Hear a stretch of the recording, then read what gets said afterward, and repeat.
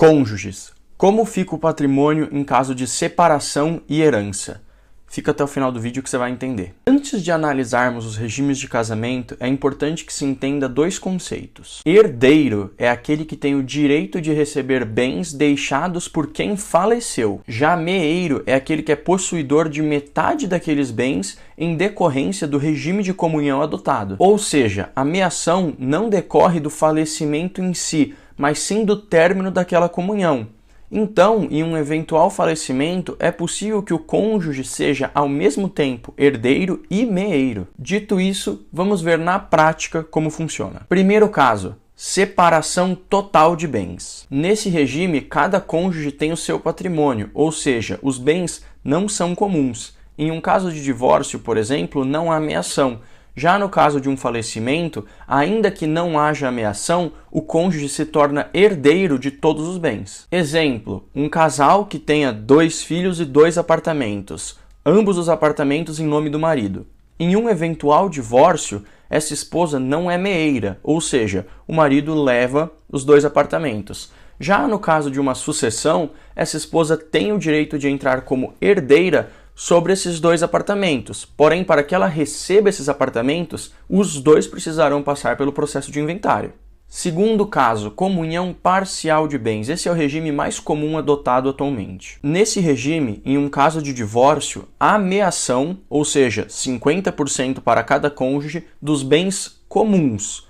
No caso da sucessão, também haverá essa meação sobre os bens comuns, porém, o cônjuge ainda tem o direito de entrar como herdeiro dos bens particulares. Importante entender que bens comuns são aqueles adquiridos de forma onerosa durante o casamento. Oneroso é aquilo que você adquire ficando sujeito a um encargo, como uma compra, por exemplo. Você adquiriu um imóvel mediante um pagamento. Já bens particulares é o contrário, é aquilo que foi adquirido antes do casamento ou ainda que durante o casamento, mas de forma não onerosa, como, por exemplo, ter recebido aquele bem em função de uma herança ou uma doação. Exemplo, então, um casal em comunhão parcial, 2 filhos, 2 apartamentos. Um desses apartamentos o marido recebeu em doação do seu pai.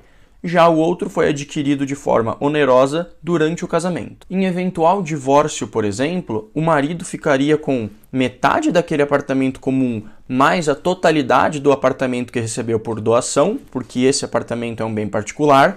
Já a esposa ficaria com a outra metade do apartamento comum. No caso do falecimento, a esposa também receberia 50% daquele apartamento comum a título de meação e teria o direito de ingressar como herdeira para receber a totalidade daquele imóvel que era particular do seu marido. E sobre aquela metade que sobra do apartamento que era comum de ambos? Sobre essa metade, não há direito de herança por parte da esposa. Entendam aqui que a meação, mesmo que originada por conta de um falecimento, não é levada a inventário. Ou seja, essa esposa recebe a metade daquele apartamento comum sem que essa metade passe por inventário, porque afinal essa metade já é dela por ser meeira. Quanto ao imóvel particular, esse sim será inventariado. Terceiro, comunhão universal. Nesse regime, de forma geral, todos os bens, salvo algumas exceções como cláusulas de incomunicabilidade, por exemplo, são bens comuns do casal. Dessa forma, no caso do divórcio, haveria meação, ou seja, 50% do patrimônio para cada. No caso de falecimento, haveria essa mesma meação,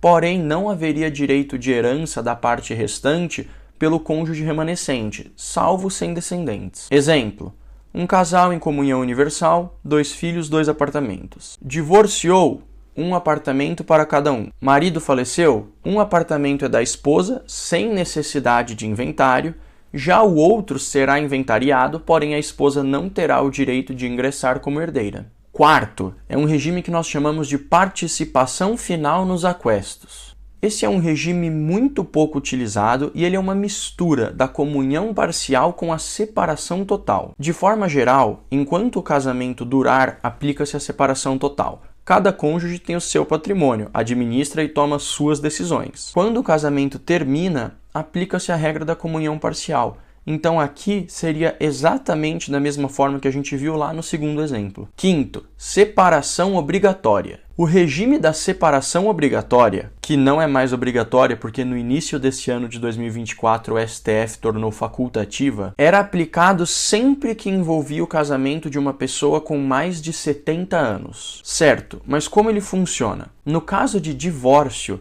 haverá meação somente do patrimônio que foi comprovadamente adquirido pelo esforço comum. Isso é a súmula 377 do STF. No caso do falecimento, tem a mesma regra para meação, porém o cônjuge sobrevivente não é herdeiro. Exemplo: casal, separação obrigatória. 2 filhos, 2 apartamentos. Um apartamento aquele marido adquiriu em doação do seu pai, o outro eles adquiriram durante o casamento. Ocorreu o divórcio, não se comprovou o esforço comum por parte da esposa, por exemplo, na aquisição daquele apartamento, não há meação.